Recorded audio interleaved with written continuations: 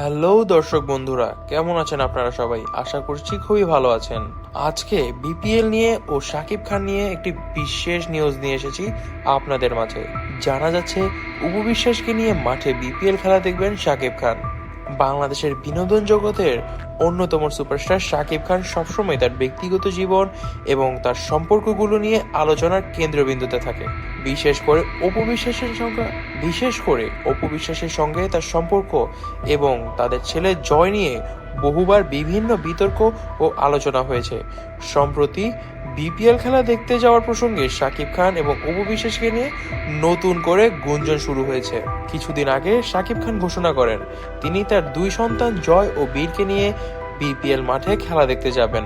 তবে ভক্তরা জানতে চান শাকিব তার প্রাক্তন স্ত্রী অপু বিশ্বাসকে সঙ্গে নিয়ে কি মাঠে যাবেন।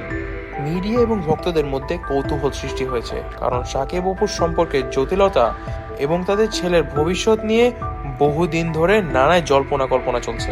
এই নিয়ে মিডিয়া ও ভক্তদের মধ্যে কৌতূহল সৃষ্টি হয়েছে, কারণ শাকিব অপুর সম্পর্কের জটিলতা এবং তাদের ছেলের ভবিষ্যৎ নিয়েও বহুদিন ধরে নানা জল্পনা কল্পনা চলছে।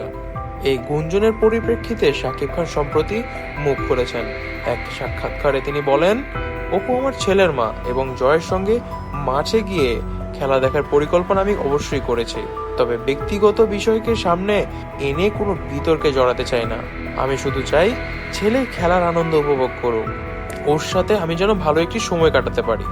সাকিব আরো বলেন, অপু এবং আমি দুইজনই জয়ের ভালোবাসার জন্য সবকিছু করতে প্রস্তুত।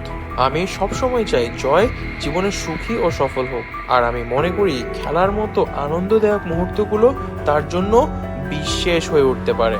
তবে অপু বিশ্বাসের প্রতিক্রিয়া ছিল অনেকটাই ঠান্ডা। অপু বিশ্বাস এই বিষয়ে সরাসরি কিছু বলেননি, তবে জানা গেছে তিনি জয়ের জন্য সাকিবের এই পরিকল্পনাকে সমর্থন করেন। অপু সবসময় চেয়েছেন সাকিব যেন তার সন্তানদের প্রতি দায়িত্বশীল ভূমিকা পালন করে এবং সন্তানের সাথে সুসম্পর্কের যেন সে অলওয়েজ বজায় রাখে। সাকিবের এই বক্তব্যে ভক্তরা মিশ্র প্রতিক্রিয়া দেখিয়েছেন। কিছু ভক্ত আশা করেছিলেন সাকিব অপুকে একসাথে মাঠে দেখা যেতে পারে, যা তাদের পুরনো সম্পর্কের ইঙ্গিত দেয়। অন্যদিকে অনেকেই সাকিবের কৃতিত্বে দায়িত্বশীলতার প্রশংসা করেছেন এবং মনে করেছেন ব্যক্তিগত জীবন নিয়ে আলোচনা না করে সন্তানদের সঠিকভাবে বড় করা তার প্রধান লক্ষ্য, এবং এমনটাই হওয়া উচিত। এমনটাই করছেন সাকিব খান।